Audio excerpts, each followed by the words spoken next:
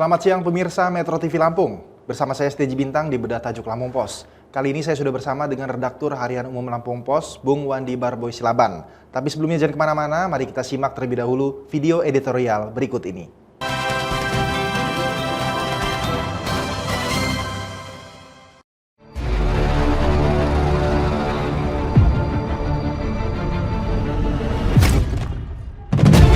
Sukseskan pemilu bersih.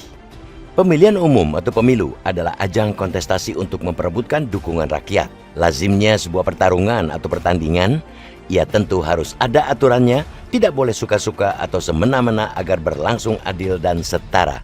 Oleh karena itu, Komisi Pemilihan Umum atau KPU sebagai penyelenggara pemilu mengeluarkan aturan, termasuk mengenai tahapan atau periode kampanye, yakni pada 28 November 2023 hingga 10 Februari 2024. Hal itu tertuang dalam Peraturan Komisi Pemilihan Umum PKPU nomor 15 tahun 2023 tentang kampanye pemilu. Badan Pengawas Pemilu atau Bawaslu Provinsi Lampung menginstruksikan Bawaslu di 15 kabupaten kota untuk mendata alat peraga sosialisasi atau APS partai politik dan bakal calon legislatif atau Bacalek yang dinilai melanggar PKPU 15 tahun 2023. Totalnya mencapai 10.662 APS yang melanggar dan hal itu tersebar di 15 kabupaten kota. Perinciannya, Bandar Lampung 1.402, Tulang Bawang 917, Lampung Utara 404, Pesisir Barat 268, Lampung Timur 295, Metro 103, Lampung Tengah 2138, Tulang Bawang Barat 614, Tanggamus 270, Pringsewu 435, Lampung Barat 504, Pesawaran 1914, Lampung Selatan 887, Waikanan 164, dan Mesuji 307. Bawaslu Provinsi Lampung dan Bawaslu Kabupaten Kota sejauh ini tidak memiliki kewenangan untuk menurunkan APS tersebut. Maka, Bawaslu Lampung melakukan sejumlah upaya preventif. Bawaslu Lampung menginstruksikan Bawaslu Kabupaten Kota untuk berkoordinasi dengan Satpol PP Pemda setempat ikhwal penurunan APS itu. Tidak hanya itu, Bawaslu di 15 kabupaten kota juga diminta untuk menyurati pengelola atau pemilik billboard. Hal itu agar para pengusaha tersebut paham saat ini belum masuk masa kampanye. Selanjutnya, Bawaslu Kabupaten Kota juga menyurati partai politik agar tertib dan tidak memasang APS. Publik mengapresiasi Bawaslu Kabupaten Kota yang telah menertibkan banyaknya APS dan alat peraga kampanye atau APK di sejumlah kabupaten kota di Lampung. Contohnya, Satuan Polisi Pamong Praja atau Pol PP Kota Bandar Lampung bersama Bawaslu Kota Bandar Lampung yang menertibkan APK dan APS yang melanggar perda. Satpol PP sudah bergerak melakukan penertiban terhadap banner, baliho, atau apapun yang melanggar Perda nomor 1 tahun 2018 tentang ketertiban umum di Bandar Lampung. Aturan itu mencatat beberapa tempat yang tidak diperbolehkan APS dan APK seperti tiang listrik, pohon, gedung perkantoran, rumah dinas, rumah milik pejabat pemerintah daerah, TNI, Polri, Kejaksaan, Pengadilan Negeri, dan perwakilan instansi vertikal. Regulasi pemasangan APS yang tersebar jelas melanggar aturan PKPU nomor 15 tahun 2023. Dalam pasal 79, aturan tersebut mengenai sosialisasi dan pendidikan politik pada ayat 1 dikatakan, partai politik peserta pemilu dapat melakukan sosialisasi dan pendidikan politik di internal partai politik peserta pemilu sebelum masa kampanye. Dalam hal pelaksanaan kegiatan sosialisasi dan pendidikan politik sebagaimana dimaksud pada ayat 1, parpol dilarang memuat unsur ajakan, mengungkapkan citra diri, identitas, ciri-ciri khusus atau karakteristik partai dengan menggunakan metode penyebaran bahan kampanye kepada umum, memasang alat-alat peraga kampanye di tempat umum atau media sosial yang memuat tanda gambar dan nomor urut parpol.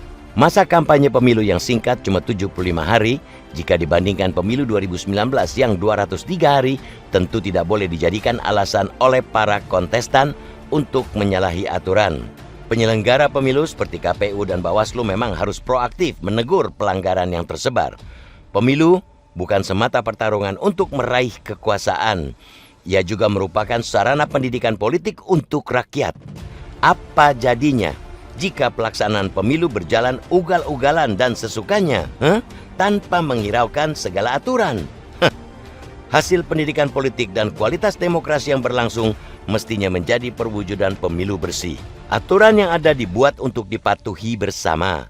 Oleh sebab itu, semua pihak harus bersama-sama menyukseskan pemilu bersih.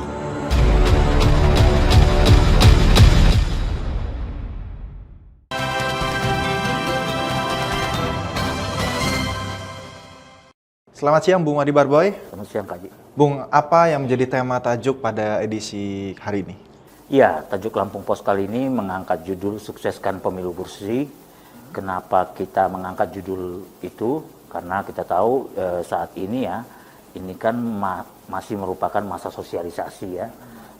Tapi kita bisa lihat di mana-mana sudah banyak alat peraga sosialisasi, APS, ataupun alat peraga kampanye itu yang sudah tersebar di mana-mana. Baliho, banner, dan segala macam itu sudah tersebar. Itu kenapa kita mengangkat judul itu, karena banyaknya fenomena hal seperti itu, fenomena APS yang bertebaran, padahal sejatinya yang namanya kampanye belum ada aturan mainnya. Jadi bagaimana APS yang bertebaran itu sudah merupakan sebuah pelanggaran ya, sebuah pelanggaran karena ini masih masa sosialisasi. Masa sosialisasi itu berbeda dengan masa kampanye. Jadi ini belum, tapi yang terjadi adalah secara terselubung baliho, banner atau poster atau apapun yang tersebar, baik itu APS maupun baik itu alat peraga sosialisasi maupun alat peraga kampanye maupun APK, itu sudah tersebar secara terselubung mengangkat ini ya, justru mengajak untuk memilih gitu. Itu yang menjadi perhatian kita. Kita tidak ingin seperti itu. Karena itu sudah melanggar peraturan KPU nomor 15 tahun 2023. Baik, kemudian seperti apa sih kinerja dari penyelenggara, baik itu pengawas atau penyelenggara pemilu saat ini? Sudah terpantaukah? Ya, tentu saja itu terpantau, itu jelas ya, karena itu jelas sekali yang ada kalau kita lihat di perumahan-perumahan, juga di kota-kota ya, di kota-kota itu sudah tersebar sedemikian rupa APS. Oleh karena itu harus diturunkan, terutama yang bersifat mengajak, ada sifat kampanye di dalamnya, itu belum bisa untuk saat ini karena ini masih, sekali lagi ini masih masa sosialisasi, belum memasuki masa kampanye. Masa kampanye sendiri itu dimulai nanti 28 November 2023 seperti itu. Oke, baik Bung Boy, kita akan lanjut lagi ulasan terkait dengan sukseskan pemilu bersih di tajuk edisi hari ini setelah pariwara berikut ini.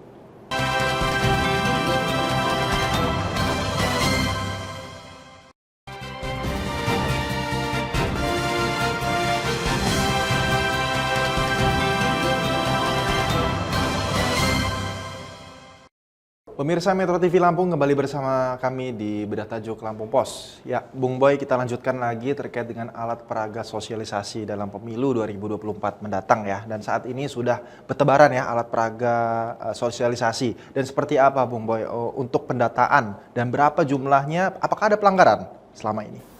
Iya, sampai sejauh ini tentu saja kalau pendataan dari Bawaslu Lampung itu sampai sejauh ini APS, alat peraga sosialisasi itu mencapai 10.662. Jadi itu yang ada, itu jumlah APS yang ada di 15 kabupaten kota, 10.662. Itu ada ribuan di Bandar Lampung, juga ratusan di kabupaten kota lainnya.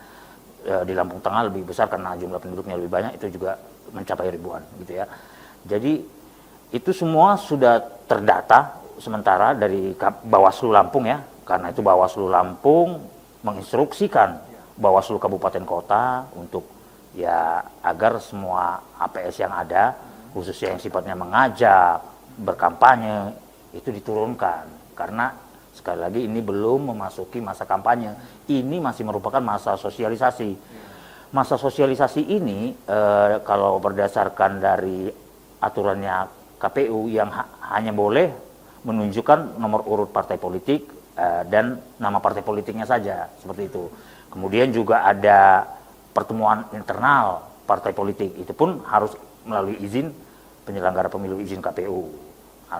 Jadi kalau mau menyelenggarakan pertemuan internal suatu parpol, itu harus izin dulu. Jadi kalau untuk eksternal itu sampai sejauh ini belum. Sekali lagi karena belum memasuki masa kampanye. Ini masih masa sosialisasi. Tapi kita tahu sendiri juga bagaimana fakta-fakta yang ada di lapangan. APS, APK itu semua sudah tersebar sedemikian rupa. Nah, inilah yang mau ditertibkan. Itu belum boleh. Dan juga Bawaslu menegur. Itu harus diturunkan.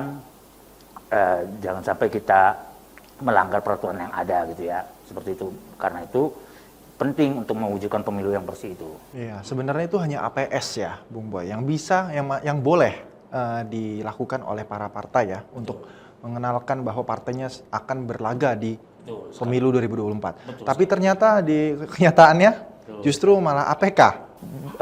Ya, ada APS-nya, ada APK. Padahal APK nggak boleh ya? Belum bisa. Tadi ada teguran ya dari Bawaslu Provinsi dan Bawaslu Kabupaten Kota 15 kabupaten kota yang ada di Provinsi Lampung. Teguran itu sebatas apa sih, Bung? Apakah bisa menurunkan atau seperti apa? Ya, sampai sejauh ini kan kalau kewenangan dari Bawaslu sendiri tentu saja tidak bisa untuk menurunkan hal tersebut ya, menurunkan APS. Kalau kewenangannya tentu saja itu bukan kewenangan Bawaslu. Tapi bagaimana Bawaslu itu berkoordinasi dengan Satpol PP Kabupaten Kota masing-masing, seperti itu. Jadi karena tugas untuk menertibkan suatu dalam hal ini suatu alat kampanye ya, suatu alat kampanye itu penertiban itu tentu saja tugas, salah satunya adalah tugas Satpol PP di setiap kabupaten di kota tiap kabupaten ya, kota. yang Itu sebabnya kan itu kan mengganggu ya, itu tidak tertib ya, juga pemandangan menjadi tidak elok gitu ya, dikit-dikit ada baliho, ada banner di mana-mana tergantung di pohon. mengganggu ya Betul. keindahan kota ya. Ya, mengganggu keindahan kota ya, mengganggu suasana, karena sekali lagi juga itu kan kalaupun mau memasang APS itu juga tidak sembarangan, ada tempat-tempatnya yang bisa dituju ya gitu. Jadi itu juga perlu diperhatikan sih ya. Itu patut menjadi perhatian dari partai politik ataupun juga dari kalau dari Bawaslu Bandar Lampung misalnya, dia menginstruksikan berkoordinasi dengan Satpol PP Bandar Lampung, menginstruksikan agar itu diturunkan ya, karena itu mengganggu keindahan kota sesuai dengan Perda ya. Perda kota sendiri tahun 2018 itu tentang penertiban kota. Jadi sampai sejauh ini sih mereka Satpol PP kota juga terus bekerja. Iya, faktor penyebabnya, Bung ya. Tadi kan dibahas harusnya APS aja dan terbatas. Kemudian ada juga ternyata APK. Nah, ini karena ketidaktahuan atau ketidakpahaman dari parpol sendiri atau memang ada unsur kesengajaan nih, Bung Boy? Saya kira kedua-duanya ya, Kak. Keduanya ya. Jadi memang ya Berkesempatan lah ya. Betul sekali. Dalam politik itu kan mungkin yang namanya peluang itu harus betul sekali harus direbut. Barangkali itu kenapa partai politik berlomba-lomba untuk mencuri start. Nah, sekali lagi memang inilah yang mau kita garis bawahi ya dalam tajuk Lampung Pos kali ini. Ini yang mau kita garis bawahi sedari awal. Harusnya partai politik itu tidak serta-merta seperti itu. Jangan hanya mau mementingkan partainya saja, tapi juga ingatlah bagaimana memberikan pendidikan politik yang baik kepada masyarakat. Itu yang harus menjadi agar kualitas demokrasi juga semakin baik. Nah, inilah yang mau kita tuju ya, yang mau kita harapkan gitu ya, agar pemilu ini juga berlangsung bersih gitu ya. Tidak seperti itu, ada mencuri start, ada yang diam-diam seperti itu. Pura-pura nggak tahu ya. Ya, dengan segala macam kondisinya, dia sengaja gitu. Karena sekali lagi itu merupakan aturan ya. Aturan itu kan bagaimanapun harus dipatuhi. Kita mulai dari hal-hal seperti ini, hal-hal kecil yang ada di kabupaten kota, bagaimana juga melalui penertiban APS, kita kan bisa lihat bahwa seperti ini toh cermin demokrasi di negara ini, seperti ini toh cermin demokrasi di kota kita, seperti itu sih saya kira. Artinya di Perbawaslu maupun di PKPU itu sudah terregulasi lah ya, terkait dengan pemasangan APS. Iya. Nah, sehingga harusnya memang partai-partai atau caleg sudah tahu ya, Bung Boy ya, tidak melakukan hal-hal yang di luar dari regulasi ya, Bung. Iya, saya kira itu patut juga menjadi renungan, saya kira ya, karena saya kurang mengetahui sih memang sampai sejauh ini apakah KPU maupun Bawaslu sudah menerapkan ataupun menyosialisasikan APS ini sedemikian masif, saya kira memang belum terlalu juga kalau memang Kepada partai maupun ke masyarakat. ya, saya kira belum terlalu terlihat ya Sosialisasinya sosialisasi ya. dari KPU maupun Bawaslu ya iwal tersebut mungkin melalui media sosialnya masing-masing atau seperti apa, tapi sampai sejauh ini memang mungkin belum masif. Itu juga ketidaktahuan barangkali itu juga ketidaktahuan partai politik, ketidaktahuan masyarakat juga dalam hal pemasangan APS itu. Jadi itu saya kira patut menjadi perhatian juga, benar. Barangkali itu juga menjadi PR bagi KPU maupun Bawaslu, mungkin kurang masifnya sosialisasi soal APS dan APK ini. Jadi sikap yang harus kita dorong untuk penyelenggara dan pengawas pemilu nih, apa Bung, di Bedah Tajuk kali ini? Iya, sikap yang kita dorong tentu saja sesuai judul kita itu ingin menyukseskan pemilu bersih gitu ya. Mungkin tadi itu gayung bersambutnya misalnya kalau KPU dan Bawaslu sampai sejauh ini belum mencapai sosialisasi yang maksimal, itu harus diberdayakan dengan optimal ya. Ini harus menjadi perhatian gitu. Jadi mungkin selama ini KPU Bawaslu mungkin hanya di media sosialnya masing-masing yang Belum masif ya untuk melakukan sosialisasi. Bagaimana dengan media massa di tingkat Offline dan lokal, media massa. misalnya. Yang bisa masuk ke pelosok ya. Betul, dan bisa menyebar ke segala kabupaten kota, 15 kabupaten kota di Provinsi Lampung. Ini tentu harus menjadi perhatian dari KPU Bawaslu. Kalau memang terasa kurang ya sosialisasi soal APS ini, karena memang belum terlalu bergaung sih ya. Tiba-tiba ada aturan bahwa peraturan KPU nomor 15 tahun 2023 tentang masa kampanye itu mengatur secara jelas, seperti itu ya. Tiba-tiba, jadi ini mungkin perlu menjadi perhatian juga. Dan seharusnya ada punishment juga ya Bung Boy ya. Lebih mantap lagi itu. Baik, terima kasih Bung Boy ulasannya terkait dengan tajuk kita pada edisi hari ini. Ya, pemirsa Metro TV Lampung, kita akan lanjutkan lagi terkait dengan berita-berita yang trending di multi platform media Lampung Post Group, mulai dari lampos.co, lampupost.id dan Seridio 100 FM setelah pariwara berikut ini.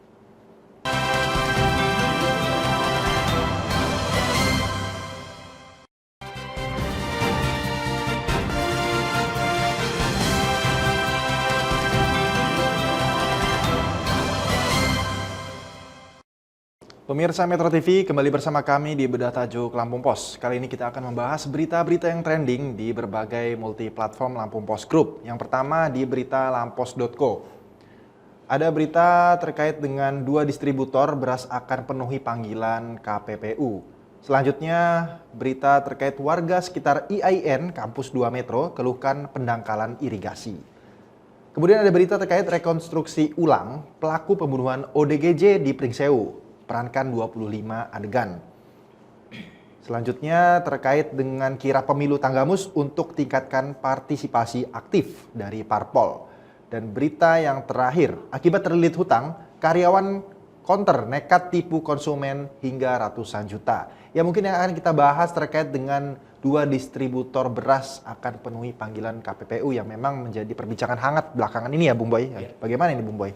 Iya, benar sekali, beras saat ini ya menjadi perbincangan hangat ya, karena kita tahu sendiri harga beras melonjak ya, 30 sampai 30%-an gitu ya, 40% juga ada. Karena itu ini ada beberapa distributor beras yang menjual harga beras itu sampai dengan harga eceran tertinggi ya, jadi dia di atas harga eceran tertinggi menjual harga berasnya. Itu sebabnya KPPU sebagai lembaga yang berwenang soal bagaimana mengatur harga ya, salah satu termasuk di antaranya kan Komisi Pengawas Persaingan Usaha, salah satunya juga turut menentukan soal harga ya. Ini melihat ada distributor beras yang perlu diklarifikasi ya, perlu dimintai keterangan kenapa sampai 2 distributor beras ini menjual harga beras menjual harga beras dengan harga di atas harga eceran tertinggi ya, HET. Ini kan tentu saja tidak sesuai dengan kebijakan pemerintah, tidak sesuai dengan aturan yang sudah digariskan. Jadi itu 2 distributor beras itu akan dipanggil KPPU untuk dimintai keterangan kenapa sampai sedemikian harga beras premium yang mereka naikkan. Dan jelas merugikan masyarakat juga ya Bung Boy. Betul sekali, di tengah kondisi seperti Betul. ini, Kak Haji, ini kita tahu sendiri kondisi masyarakat sulit, diterpa kekeringan, ada saja oknum-oknum ataupun Memanfaatkan ya pihak-pihak kesempatan. perusahaan-perusahaan yang memanfaatkan kondisi yang parah seperti itu ya dengan kenaikan harga beras. Itu patut menjadi perhatian juga, karena itu pemanggilan KPPU ini menjadi penting gitu ya.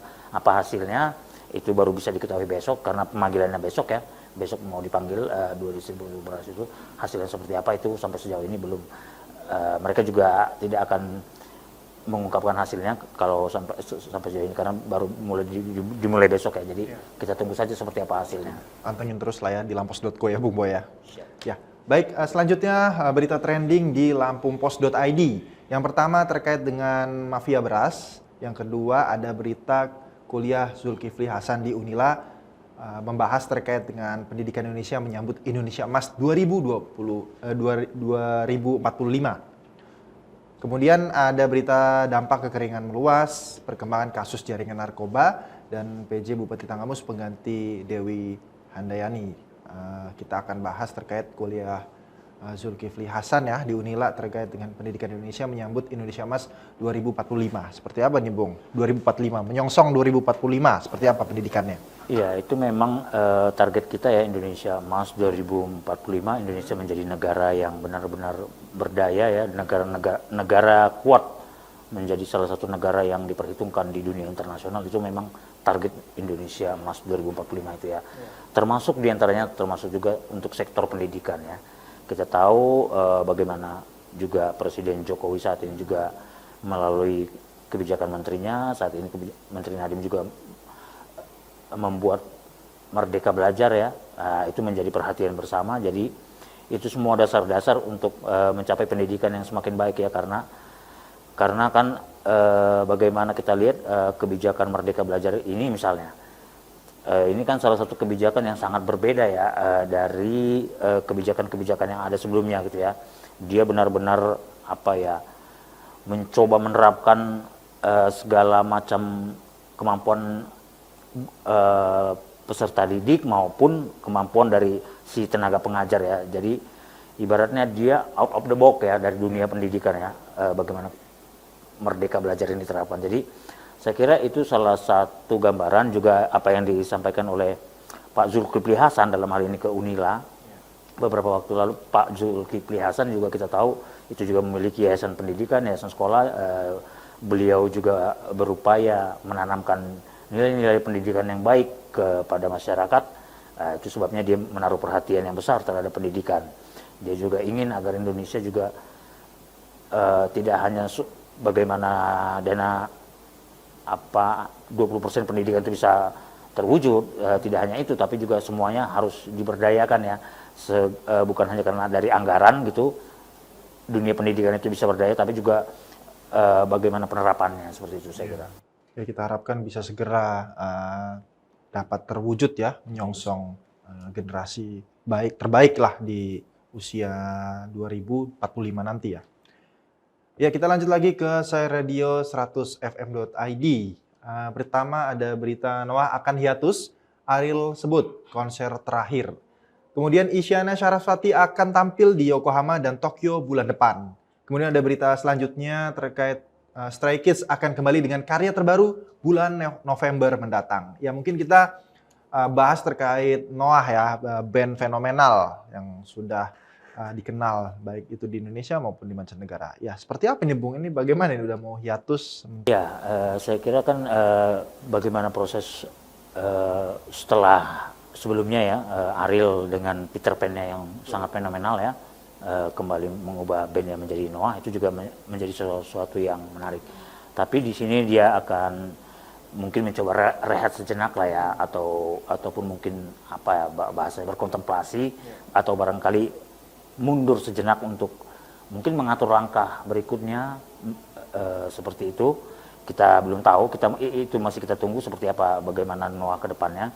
Tapi untuk tahun ini mereka sudah berjanji konser yang digelar dalam waktu dekat ini nantinya akan melihat lagi apakah Noah masih mau menjadi sebuah band yang terus dikenang gitu, tapi apakah memang harus mundur sejenak gitu karena mungkin entah kesibukan dengan pekerjaan lain ataupun dengan bidang lain, itu juga menjadi menarik ya si Noah ini ya, khususnya untuk kaum Hawa ya yang sangat menggemari keberadaan band Noah ini gitu, juga tentu saja dengan sang vokalisnya itu, saya kira itu sih. Ya, Noah setelah hiatus semoga bisa menampilkan karya-karya yang mencengangkan lah ya, seperti karya-karya sebelumnya, baik itu Peter Pan ataupun Noah. Banyak sekali mungkin karya original yang disukai deh, seperti kaum Hawa tadi ya, Bung Boy ya. Ya, pemirsa Metro TV Lampung, itulah tadi pembahasan terkait dengan bedah tajuk Lampung Pos di edisi kali ini. Terima kasih Bung Boy sudah hadir di studio Metro TV Lampung. Ya, untuk pemirsa Metro TV Lampung, Anda bisa mengupdate berita-berita terbaru di lampos.co, lampumpos.id, dan Serius FM. Saya STJ Bintang Pamungkas dan kru yang bertugas pamit undur diri. Sampai jumpa.